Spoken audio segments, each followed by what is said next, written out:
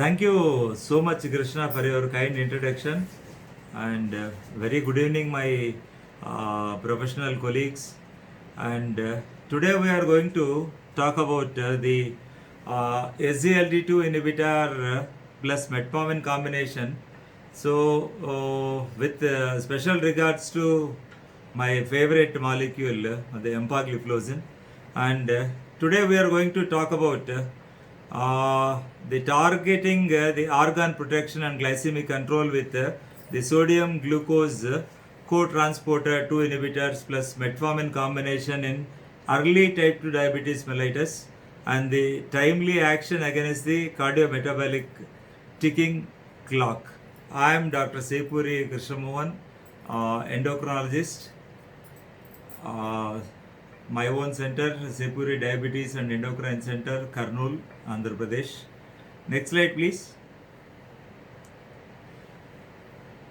Yeah, and this is the very classical slide which shows the common soil, the pathogenesis of the cardiovascular and the metabolic diseases, and the insulin resistance and the metabolic syndrome as the mediating pathways.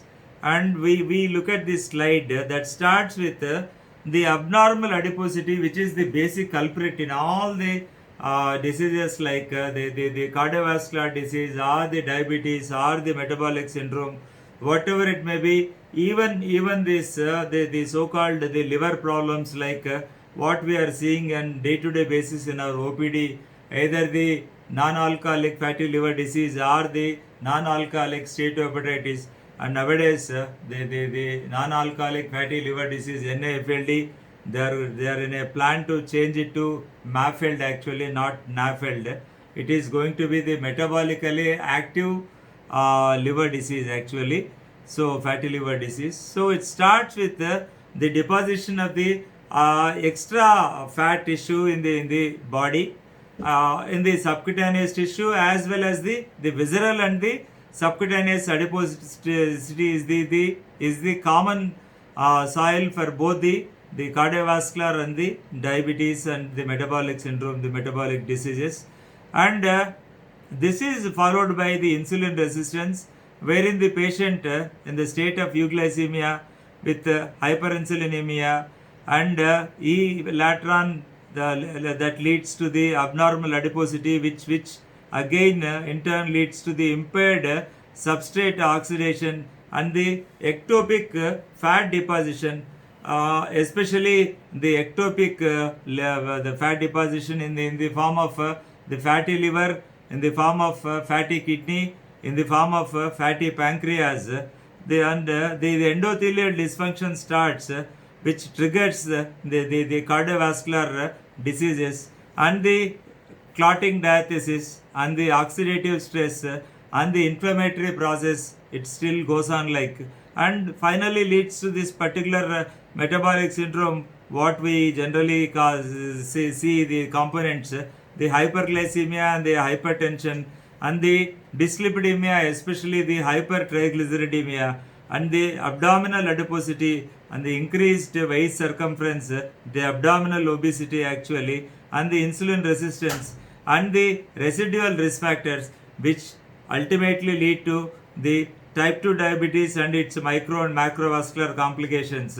And the other side, the cardiovascular disease, one of the major complications of this particular type 2 diabetes, and the other complications related to cardiovascular disease. But cardiovascular disease, I mind you once again, this is not totally dependent on only diabetes. It is multifactorial in origin, like hypertension, diabetes, the obesity, the metabolic syndrome, and this particular sedentary lifestyle and affluent eating and the junk food and the Coca-Colization and the McDonaldization and the dyslipidemia, especially the lipoprotein little a, and smoking, alcohol. So several causes are involved in this particular the cardiovascular disease, like the sleep less than 6 hours is attributed to cardiovascular complications, and sleep more than 8 hours a day is also related to this particular the cardiovascular complications. And Next slide, please. And this is from our own the endocrinologist, the Ambarish Mittal and the Kuche et al. They published this in the Journal of Gastro and Hepatitis Hepatology Journal 2021 June regarding the prevalence of clinically relevant liver fibrosis due to non-alcoholic fatty liver disease in Indian individuals with type 2 diabetes. So nowadays we are starting our own studies. This is one of that type. The subset is very specific to the Indian scenario, and all the individuals suffering from type 2 diabetes mellitus, and 531 Indian patients with the type 2 diabetes mellitus were assessed for the non-alcoholic fatty liver disease, and 84.2%, that is almost to tune of 447 patients had non-alcoholic fatty liver disease with grade 1 or more 1 hepatic steatosis on the ultrasonography, and the high prevalence of NAFLD did not differ by duration of diabetes. This is very interesting actually. So it is not related to the duration of the diabetes, and 28.2%, that is 126 patients with NAFLD had clinically relevant liver fibrosis, that is the CRLF, and the prevalence of CRLF was greater than other similar Asian evidence, that is to a tune of 13 to 21%. And in this particular study, the steatosis, the liver steatosis in NASH was diagnosed by the only ultrasonogram, and the clinically relevant liver fibrosis was taken as the liver stiffness measurement, the LSM, by the transient elastography of more than 8 kPa. Next slide, please. And this is an interesting slide that is taken from the PISA study actually, where 3,973 individuals were included who had no diabetes at all, and they had no cardiovascular disease also. This is the results taken from the PISA study. The subclinical atherosclerosis assessed by the vascular ultrasonography and the cardiac tomography actually, and the glycated hemoglobin and the subclinical atherosclerosis in people without diabetes was studied, and it's very interesting to see that the risk factors were like the gender and the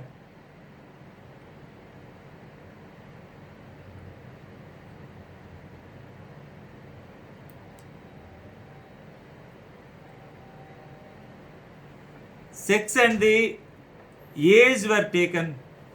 What happened?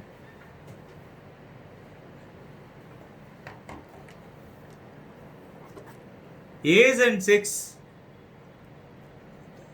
they were the parameters in this PISA study, and it's very interesting to find that even without diabetes and even without cardiovascular disease, it was shown that the people had the subclinical atherosclerosis, more so in females and more so in males, and the glycated hemoglobin was where the HbA1c was less than 5.2, the atherosclerosis was static. There was no atherosclerosis, and beyond 5.3 and beyond 5.7, incidentally they found that the patients had the subclinical atherosclerosis, and this is regardless of sex and as well as the age.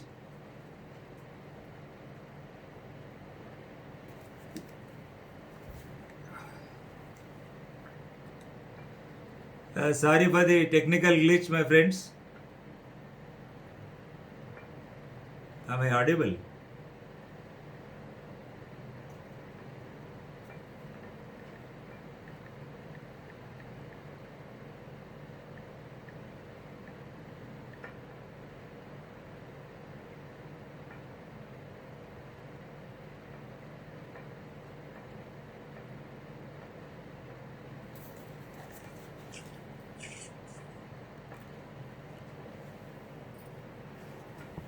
Am I audible, Krishna?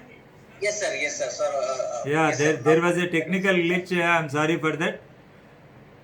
And we were talking about the PISA study. Now you can see the risk factors, the male and female and the age. That was 40 to 47 years and 48 to 54 years. These were the risk factors taken. And you can see the number of subjects and you can see the outcomes also. And you can see the odds ratio. And the females, that's what I said, below the A1C of 5.2 had no atherosclerotic process, and between 5.3 and 5.6 the atherosclerotic process started, and it was quite evident when the A1C was around or above 5.7. You can clearly see that with the males also, and every age group also, and this is very quite so there seems to be a protective factor with particularly at the age group of 48 to 54 years. The protective factor was in favor of this particular the particular group where the HbA1c was in between 5.3 and 5.6.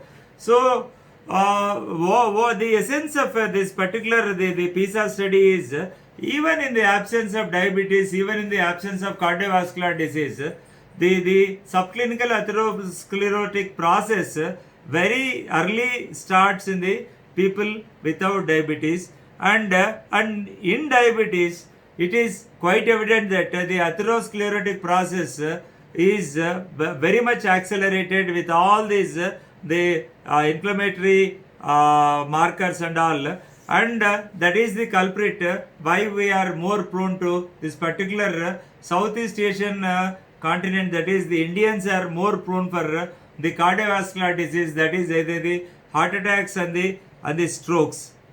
And next slide please.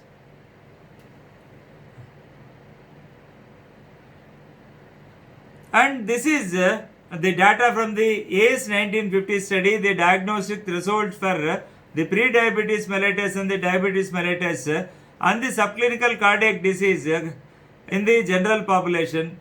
And you can clearly see the black line, that dotted black line is the no diabetes mellitus group, that is taken as the reference, and the red ones are the pre-diabetes mellitus subjects, and the green ones are the patients with the frank diabetes mellitus, and the inflammatory markers taken were like the CT-NT and the CRP and the NT-proBNP, the left ventricular ejection fraction GLS, and several were taken. And next slide please.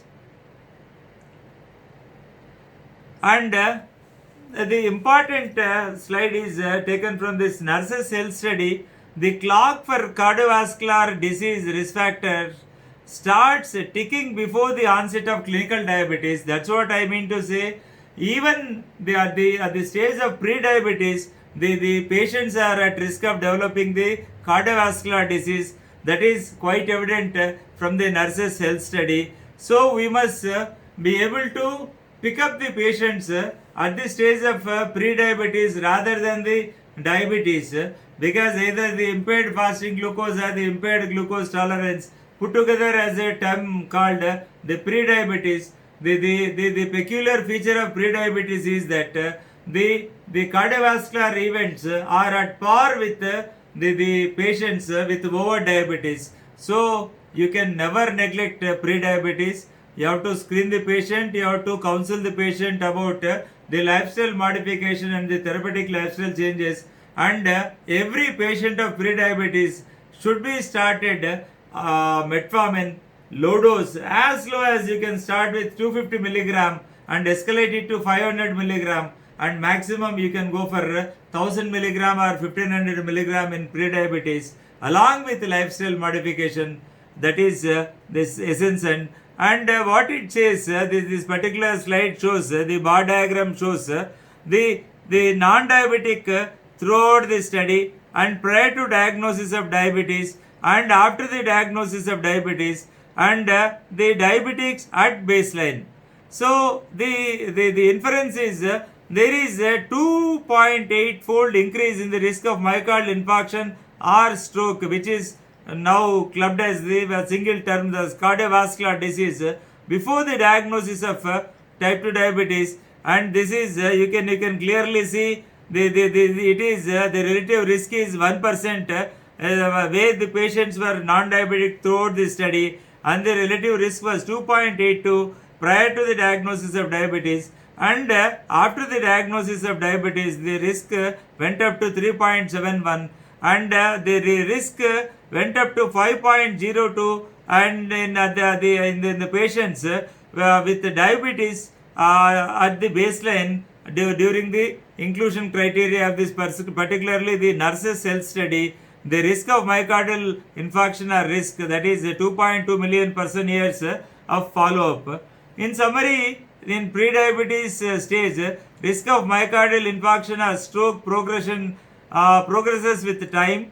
That is around or more than 15 years of diagnosis carries a risk of 2.4 more fold, and the less than 10 years of diagnosis, and it is around some 3.6 fold increase of risk, which clearly says that you have to, from day one the diagnosis is made, you have to go for a very stringent control. And if the first 10 years of the duration of the diabetes, if the control is not fairly good, the patient is more vulnerable for the complications, especially the myocardial infarction and the strokes. So the key take home message here is not that you have to maintain at the later stage, and from the beginning you have to control this particular. The study shows the peculiar feature that the initially not controlled or well controlled type 2 diabetes patients had more risk of getting into the complications, not only this particular macrovascular complications, even the microvascular complications also. Next slide please.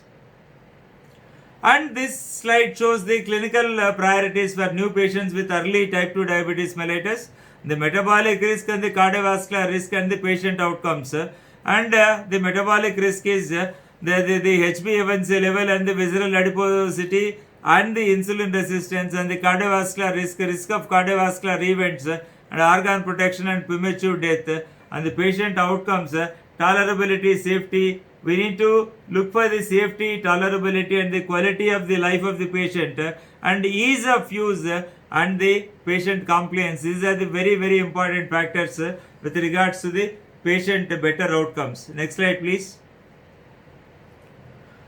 And this slide shows the basic the mechanism of action, how the SGLT2 this is published in the Diabetes Care, the journal, the official journal of the American Diabetes Association in the March 2020, very recently, that the SGLT2 inhibition improves energy metabolism resulting in organ protective effects.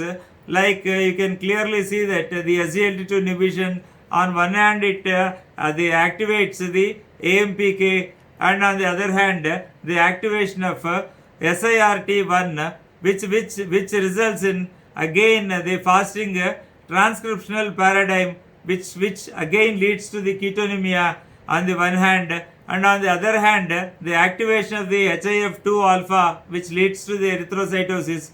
On the other hand, it leads to the antioxidant and anti-inflammatory effects.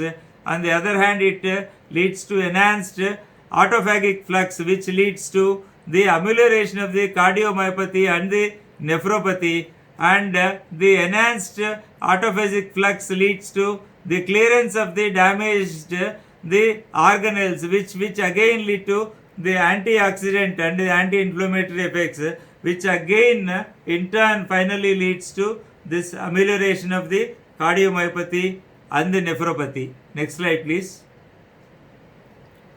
And this particular slide shows the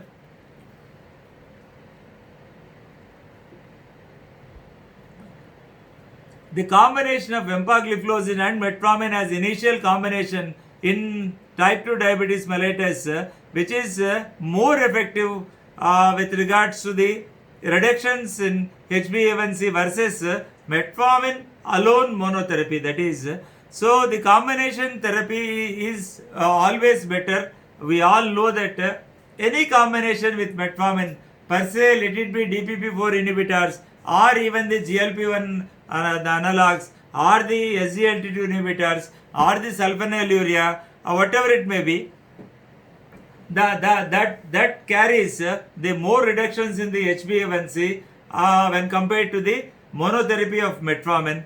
And you can clearly see this the bar diagram, and the A1C reductions from baseline, the first green is that is what the empagliflozin 5 milligram plus the metformin 500 milligram, that is given BD from baseline of 8.7% of HbA1c, it was able to reduce 1.98 of HbA1c, and the alone metformin, which is given in the black bar diagram, metformin 500 mg BD alone was able to reduce from the baseline of same 8.7 to reduction of 1.18%, which is the p-value is less than 0.05, which is statistically significant. And on the right hand side, you can see this the empagliflozin remained the same, the 5 milligram, and they increased the dose of metformin to 1000 milligram BD, wherein the baseline from the same 8.7 was brought down by 2.0% in the reductions of HbA1c. And on the right hand side, in the black bar diagram, the metformin 1000 BD was able to reduce from the baseline of 8.6 to that was able to reduce the A1C by 1.75, which is also statistically significant. And the patients achieving glycemic goal of less than 7%, that is our target actually, around or less than 7 is the wise cutoff of this particular HbA1c in the elderly population or the patients with comorbidities. And at the 24 weeks, that was 63% were able to reduce by 1.98, and 38% were able to reduce A1C by 1.18, and 70% were able to reduce the A1C by 2.07%, and respectively the 58% in the metformin 1000 BD group. Next slide, please. So this slide is a comparative slide actually. So this is a comparison between the SGLT2 inhibitors in the Asians and the Caucasians, that is whites, and the DPP4 the same in the Asian population and the Caucasians, that is white population, that is the Europeans are the Western population, the US and the Canadians and all. So the SGLT2 inhibition in Asians was much more superior when compared to the SGLT2 inhibition in whites. You can clearly see the HbA1c reduction of the SGLT2 in Asians was 0.96% reduction in the HbA1c, whereas it was only 0.64% in the whites. And likewise, the DPP4 in Asians was also on the right hand side. You can see like it was able to reduce the A1C by 0.62%, and whereas in the whites it was able to reduce only the 0.45, and these are all the statistically significant.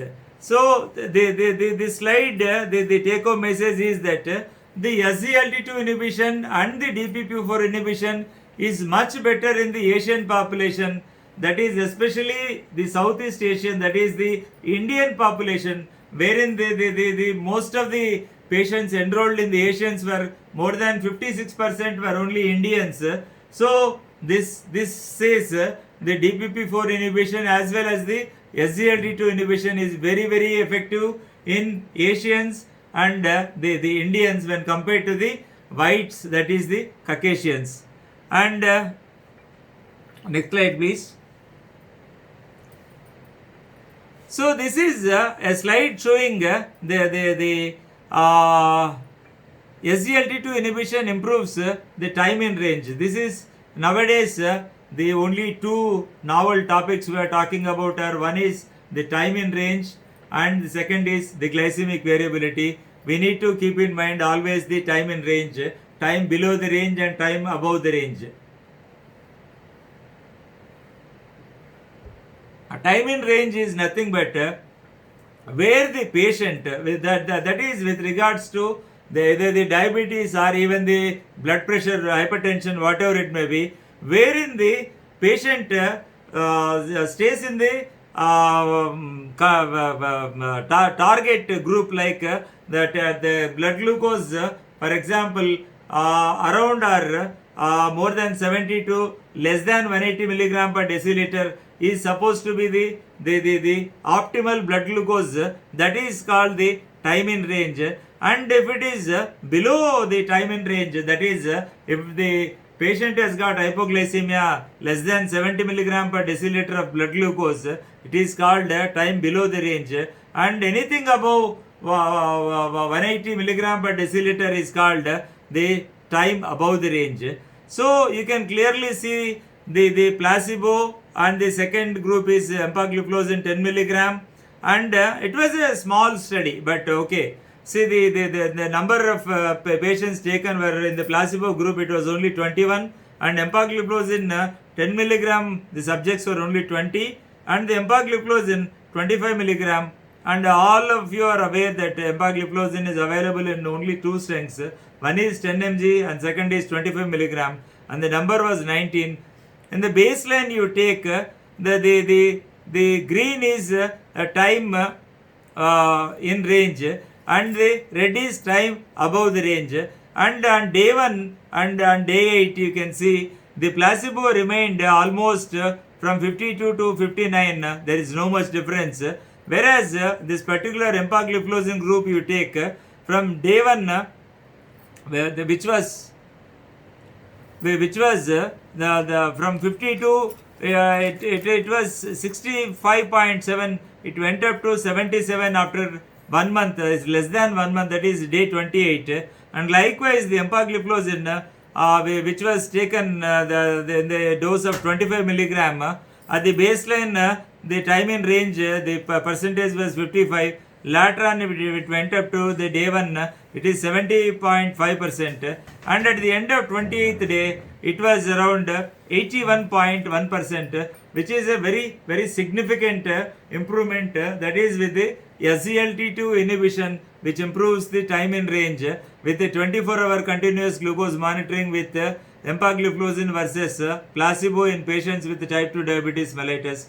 And the p-value is less than 0.01, that shows and 0.001 that shows it is statistically very very significant. Next slide please.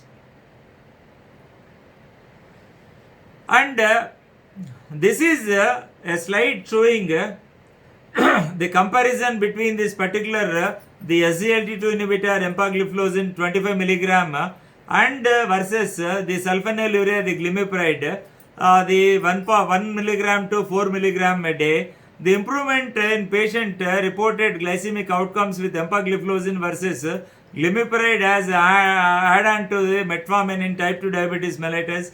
You can very clearly see that the left hand side, the dotted one is the glimepiride blue line, and the straight blue line is the empagliflozin 25 milligram.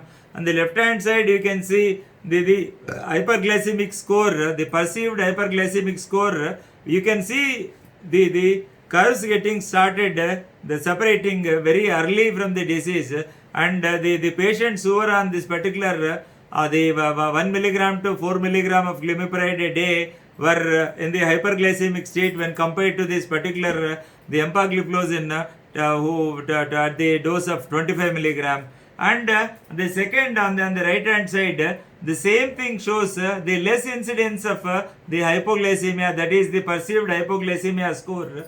The same the incidence of hypoglycemia was more with this particular glimepiride when compared to this empagliflozin 25 milligram from week 28 to week 104. That is almost a period of 2 years, I think. So it clearly shows that, and it was measured on the 7 point. This particular self-monitoring of blood glucose,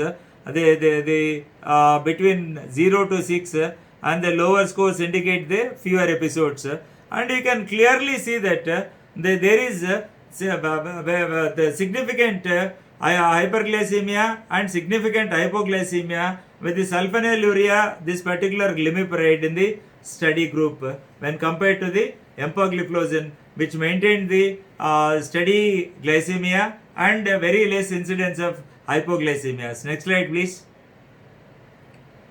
And this is a slide showing this SGLT2 inhibition, which results in more durable glycemic control due to the improved metabolism and the beta cell independent mechanism. Because all these drugs, see, the drugs are basically divided, the oral drugs what we take are divided into the pancreatic acting and the extra pancreatic acting drugs. So like metformin is the extra pancreatic that acts at the level of liver, at the level of fat, at the level of muscle, and the SGLT2 inhibitors and the DPP4 inhibitors, these are all the extra pancreatic ones, and basically the insulin secreting this sulfonylurea group, the insulin secretagogues, and the insulin non-sulfonylurea secretagogues like the netiglinide or the ripaglinide, they directly act on the beta cell, and this is the drug which is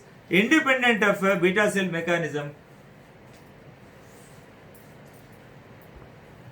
When compared with this, the A1C on the y-axis and the period of years from 1 to 10 years, when compared with the sulfonylureas and the metformin and the thiazolidinediones and the DPP4 inhibitors and the SGLT2 inhibitors, which is given in the blue line, which tops this particular durable, more durable glycemic control when compared with all these other comparative parameters, the comparative the active comparators, actually the drugs, other drugs. Next slide, please. And one of the major benefits with this particular the empagliflozin, the SGLT2 inhibition, is not only the glucose lowering, not only the blood pressure lowering, it has got a very significant weight loss efficacy, and that is what this particular graph shows. The weight loss with the SGLT2 inhibition is sustained over long-term empagliflozin versus glimepiride as add-on to metformin in the treatment algorithm of the type 2 diabetes mellitus. The red line shows the glimepiride and the blue line shows the empagliflozin. As earlier I have stated, the dose is 1.1 to 4 milligram of glimepiride a day versus 25 milligram of empagliflozin. You can see the difference of reduction in the weight with this empagliflozin to a tune of roughly around 5 kilos. So in day-to-day practice, we are literally seeing this particular the weight reduction phenomena with the empagliflozin and as well as this dapagliflozin, which we are using very extensively in our day-to-day practice. Next slide, please.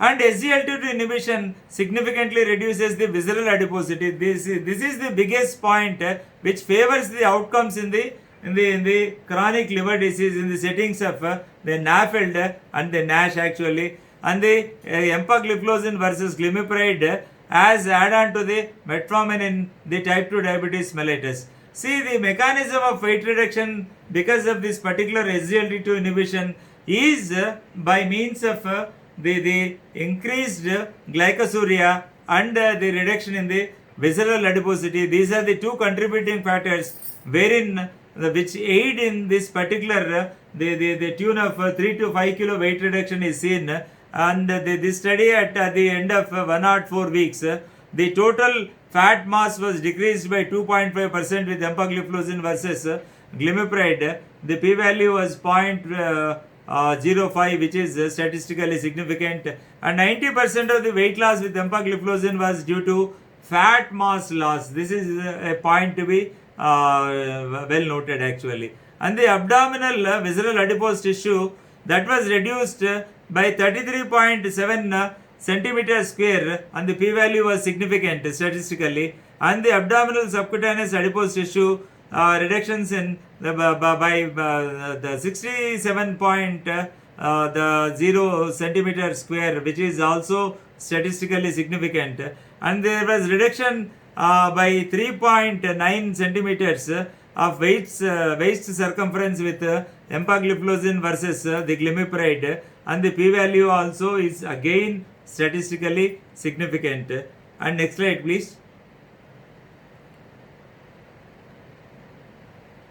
Yeah, this is the emerging roles of the SGLT2 inhibitors in obesity and insulin resistance.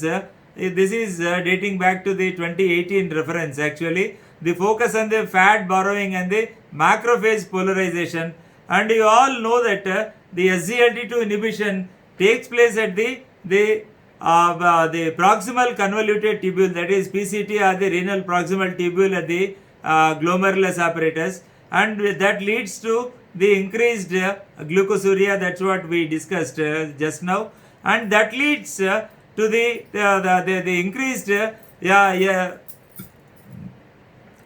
FGF21 in the vessel, and decreases the glucose and insulin, which leads to the increased AMPK activation, which leads to the fatty acid, increased fatty acid oxidation at the level of muscle and at the BAT, and which leads to thermogenesis, that leads to the energy expenditure, which again reduces the obesity, and again the BAT and the BAT, they are the borrowing, the browning, sorry, it is called the browning, that leads that results in the decreased levels of M1 with the increased levels of M2, which leads to the increased lipogenesis at the liver and the increased beta oxidation with reduced M1 and the increased M2 levels, which again lead to the obesity and the decreased obesity, and this particular mechanism they lead to the ectopic fat accumulation, the decrease in the ectopic fat accumulation, and the decrease in the inflammatory process, and decrease in the insulin resistance. So thereby the insulin sensitivity is improved, which leads to the prevention of the several complications of diabetes. Next slide please. And this bar diagram shows this particular SGLT2 inhibition consequently improves the adipocytokine profile, that is the serum adiponectin levels, and the empagliflozin versus sitagliptin as add-on therapy to metformin in patients with type 2 diabetes mellitus. It is the randomized control studies taken from the 106 randomized control trial in 106 patients with type 2 diabetes inadequately controlled with metformin monotherapy, that is more than 1700 milligram daily, and the maximal dose of metformin in Indian subcontinent it is 2000 milligram, that is 2 grams. You are not supposed to cross 2 grams of the metformin daily dosage in the Indian population, whereas in the Western scenario the maximal dose is 2550 milligram because of their the huge body mass index, and it is the difference is based on that particular the large frames actually. And the empagliflozin was used and the dose of 25 milligram once a day, and they compared to sitagliptin 100 milligram OD over 24 weeks. On the right hand side, left hand side, you can clearly see the HbA1c levels. It is the empagliflozin and the sitagliptin more or less it is same, that is the A1c reductions were 0.72 with empagliflozin versus 0.70 with sitagliptin, and the significant take home message is the serum adiponectin levels were very much decreased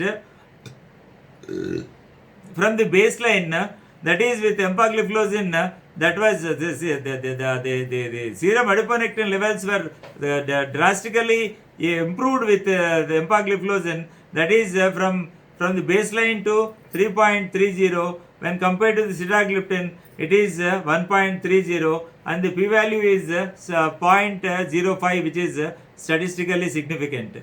So next slide please. The SGLT2 inhibition consequently improves the insulin sensitivity. The empagliflozin versus placebo in patients with type 2 diabetes mellitus and insulin resistance, the same thing, that reduces when compared to this placebo. This is an RCT in 109 patients with type 2 diabetes mellitus and high baseline insulin resistance.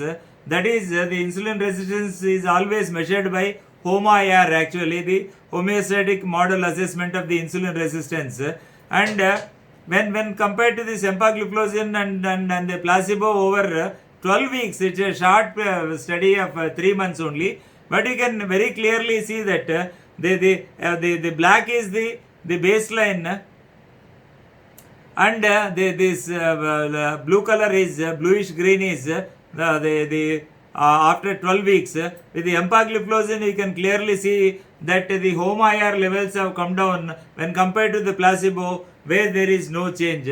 So the insulin resistance is very much reduced by usage of this particular empagliflozin. And on the left hand side, the right hand side, you can see the fasting immunoreactive insulin from the baseline with empagliflozin. That was the significant reduction, and when compared to the placebo, where there is no reduction.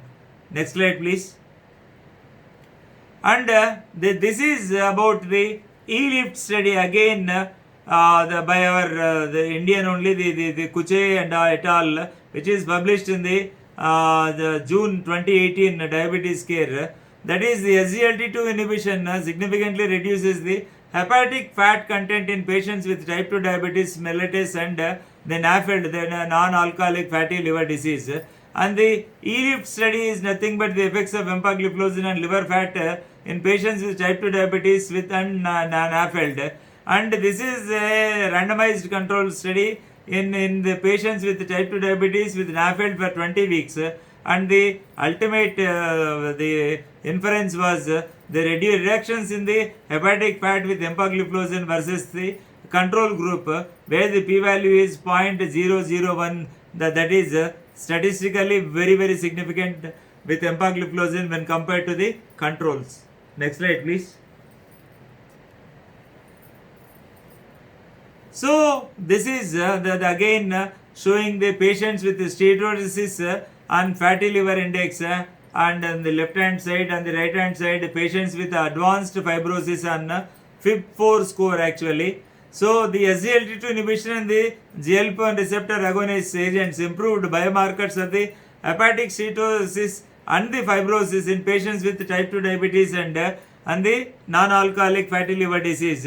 Whereas you can very clearly see the control groups and the DPP4 and on the GLP-1 receptor agonist and the SGLT2, and on the same the advanced fibrosis also you can compare on the bar diagram on the right side. Next slide please.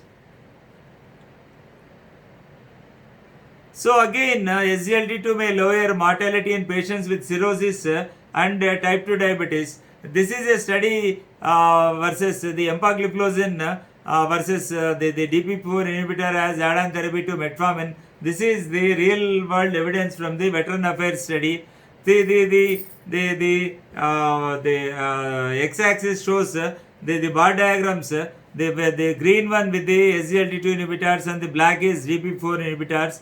The first parameter taken was ascites and second parameter was death. There was significant reductions in the ascites in the patient group where they were put on this particular SGLT2 inhibitor, and when compared to this the DPP4 inhibitor. So also there is a very significant reduction in the mortality rate with regards to this cirrhosis with type 2 diabetes, where you can very clearly see it was reduced to 0.9% with empagliflozin group when compared to this 4.5 with the DPP4 inhibitor group. So the both are statistically significant, and SGLT2 may improve the survival rate in cirrhosis with type 2 diabetes, and the findings still need validation in the confirmatory studies. So we need a lot of studies to come to this particular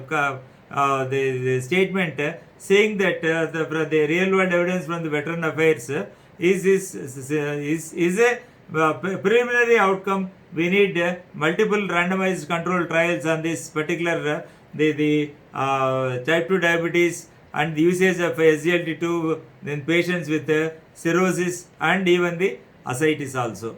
Next slide, please. Yeah, empagliflozin lowers the risk of hospitalization for the heart failures and the mortality in the real world setting of type 2 diabetes across the cardiovascular risk subgroups. That is the results from rolled out from the EMPRISE study, and you can very clearly see the difference. The green one is the empagliflozin and the black is again DPP4 inhibitors. You can clearly see the hospitalizations for heart failure is very much reduced with the empagliflozin group when compared to the DPP4 group, and in this regard the DPP4 inhibitors, I would like to say one thing.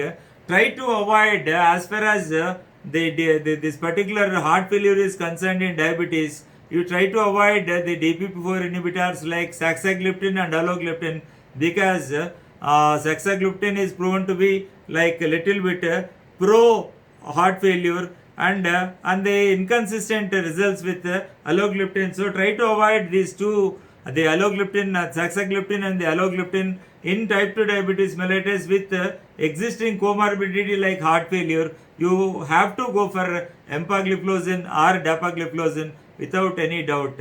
And on the right hand side, you can see with the patients with the cardiovascular disease, the empagliflozin significantly reduced the cardiovascular diseases and death, the hospitalizations for heart failure, and the all-cause mortality was also reduced by 6.3% when compared to 11.9 with DPP4 inhibitors. And so this clearly shows the benefits, not only the glucose lowering effect, not only the blood pressure lowering effect, that is either the systolic blood pressure or the diastolic blood pressure, or the nocturnal blood pressure, that is especially nocturnal hypertension, where it poses a lot of threat in the occurrence of myocardial infarction and the stroke incidence. And not only that, that also aids in the significant weight loss to a tune of 5 kilos. And apart from that, it protects the heart from the 3-point mace, and again it protects the patient from the heart failure or the hospitalization for the heart failure. And in the coming the slides, we see the reduction between the MAKE, that is the major adverse kidney events, and the liver. We have already seen the protective phenomena of this particular empagliflozin on the liver.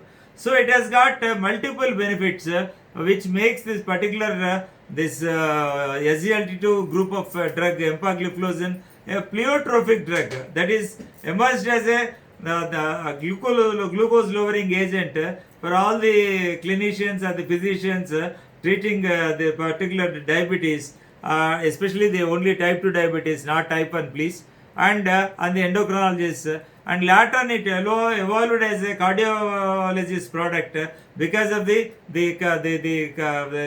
EMPA-REG and EMPA-REG outcome have shown subsequently. It's actually a serendipity, not it's a term, the exact term I have to use is, it's a serendipity that the outcomes were in favor of the hospitalization for heart failure or the heart failure, and the kidney benefits, they were all the serendipity with this particular the SGLT2 inhibitors, especially the empagliflozin followed by the dapagliflozin with robust evidence, that is EMPA-REG and EMPA-REG outcome and the EMPRISE, and we are waiting for this already this the EMPEROR reduced is been rolled out last year, and now we are waiting for the EMPA kidney. actually. And so also the DAPA also, we have seen the declared TIMI 58. From then we move to DAPA HF, and we move to this particular DAPA CKD, which has shown to be the wonderful molecules. And in this context, I would like to make a mention of this particular point, that these two are the drugs, the empagliflozin and the dapagliflozins are the only drugs approved by the USFDA to be used not only in patients with the diabetes, even in the absence of diabetes also they can be used in cases of the heart failure and the kidney failure. Next slide please.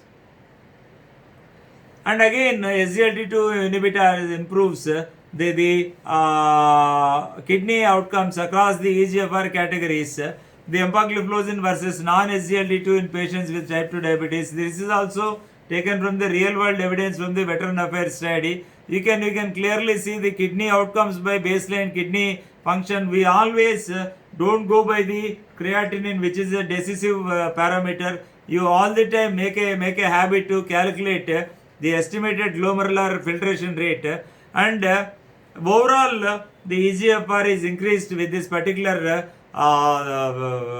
usage of this empagliflozin. So the staging is reduced from stage 3B, it becomes stage 3A. From stage 3 it may go to stage 2 of this particular staging of chronic kidney disease or the diabetic kidney disease. So which is very peculiar to this particular again the empagliflozin. Next slide please. So this is a busy slide. The cardiovascular death reduction with SGLT2 inhibition in T2DM, the cardiovascular outcome trials in patients with the atherosclerotic cardiovascular disease, that is the decreased in the reductions in the risk for cardiovascular death is driven by empiric outcome. That's what just now we mentioned. Next slide please. And in patients with type 2 diabetes and the atherosclerotic cardiovascular disease, the cardiovascular outcomes in atherosclerotic cardiovascular disease subgroups across the SGLT2 cardiovascular outcome trials, starting from this empiric outcome, which is from the empagliflozin, and the canvas is from the canagliflozin, and the declared TIMI 58 is for dapagliflozin, and the Vertis CV is from etogliflozin, the another gliflozin which is not available in our country. And there are several gliflozins, that is sotagliflozin is also not available in our country, and the ipragliflozin is also not available in our country. And you can compare the major adverse cardiovascular events and the cardiovascular death and all-cause mortality and hospitalization for heart failure and chronic kidney outcomes, wherein the empiric has very clearly dominated the scenario with all the positive features. That is the 14% risk reduction in the major adverse cardiovascular events, and 38% of risk reduction in the cardiovascular death, and 32% risk reduction in all-cause mortality, and 35% risk reduction in hospitalization for heart failure, and 46% risk reduction in chronic kidney outcomes when compared to the other SGLT2 inhibitors like anagliflozin and the dapagliflozin and the etogliflozin. So next slide please.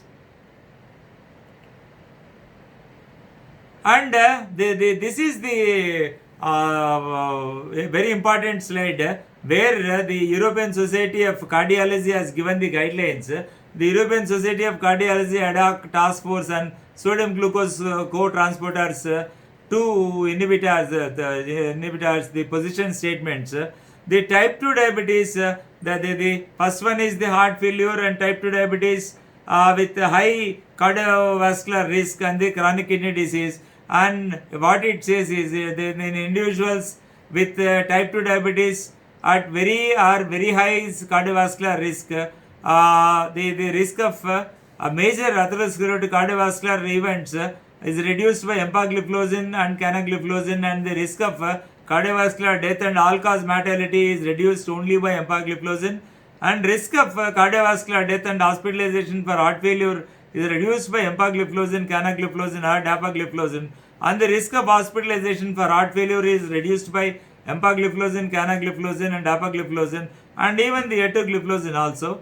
So the risk of kidney disease progression, that is clinically significant sustained reductions in the kidney function, is reduced with either empagliflozin or canagliflozin, the dapagliflozin. So next slide please. These are the recommendations of the 2019 recommendations of this particular European Society of Cardiology. So this slide shows you can find it in the ADA standards of the care with regards to the diabetes, that is 2021 guidelines, the atherosclerotic cardiovascular disease and heart failure and CKD, the benefits are recommended with various SGLT2 inhibitors.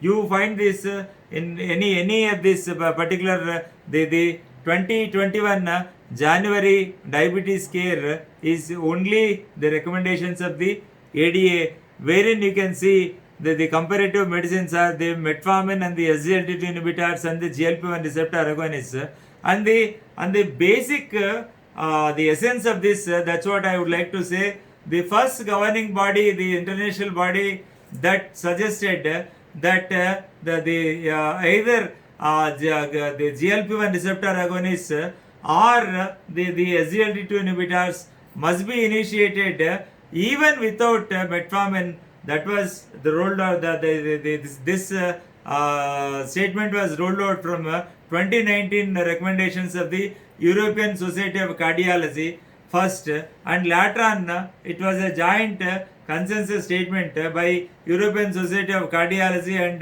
the European Association for the Study of Diabetes. In 2019 itself they said if the 3-point MACE predominates at the time of diagnosis, if the patient is at risk of atherosclerotic cardiovascular disease, you have to go for the GLP-1 receptor agonist, right?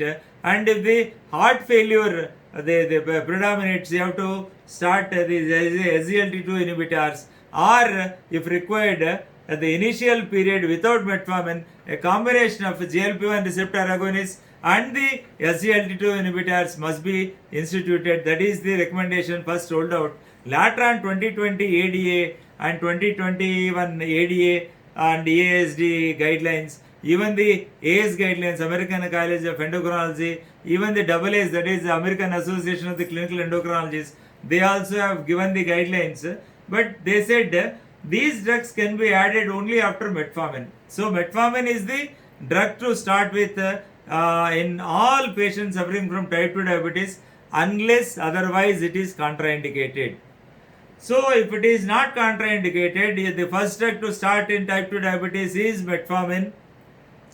So if you suspect that is either the patient is at risk of atherosclerotic cardiovascular disease or an established atherosclerotic cardiovascular disease, you can use the SGLT2 inhibitors or the GLP-1 receptor agonists, which are the GLP-1 receptor agonists are very much useful in this the 3-point MACE or 4-point MACE or 5-point MACE, and the heart failure always the SGLT2 inhibitors, they have an edge over the GLP-1 receptor agonists, and if you combine both with the metformin, you have got tremendous results. The patient outcomes are much better. And next slide please. And we have come to this probably the last slide, the take home message summary, the targeting organ protection and glycemic control with empagliflozin plus metformin combination in early type 2 diabetes. That is on the left hand side you can see the glycemic control, the effective across baseline HbA1c levels and lower risk of hypoglycemia, long term durability of A1c control, improvement in time in range, improvement in insulin sensitivity, and not only it improves the glycemic variability also, and improved patient reported outcomes, and organ protection, the improved cellular energy metabolism leads to the decrease in the risk of major adverse cardiovascular events, in the decreased in the risk of cardiovascular death, a decrease in the risk of heart failure events, decreased in the risk of the kidney disease and the decreased risk in hepatic fat and the NAFLD outcomes. So with this, I conclude by saying you have to start this particular empagliflozin very early in the disease course of in the treatment algorithm of type 2 diabetes mellitus, so that the patient can have all the benefits by preventing all these so-called the complications of the MACE, as well as the heart failure, as well as the progression to the chronic liver disease, or the progression to the chronic renal failure. If you can use this particular group of drugs, either the empagliflozin or the dapagliflozin, very early in the course of this disease, your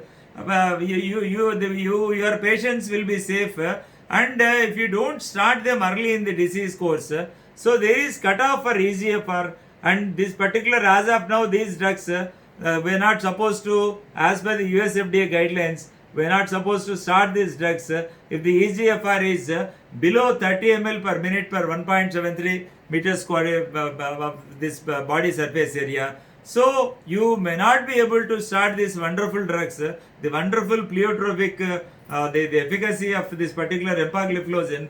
If you delay the treatment, the funda is, the diabetes treatment is hit early, hit hard with metformin, the sulfonyl, the SGLT2 inhibitors, and the DPP4 inhibitors, and the GLP1 receptors, and the insulins, and it goes on like this. And thank you for your patient listening, and I thank Boehringer people for giving me an opportunity to be the speaker of this evening, and thank you so much for your patient listening once again.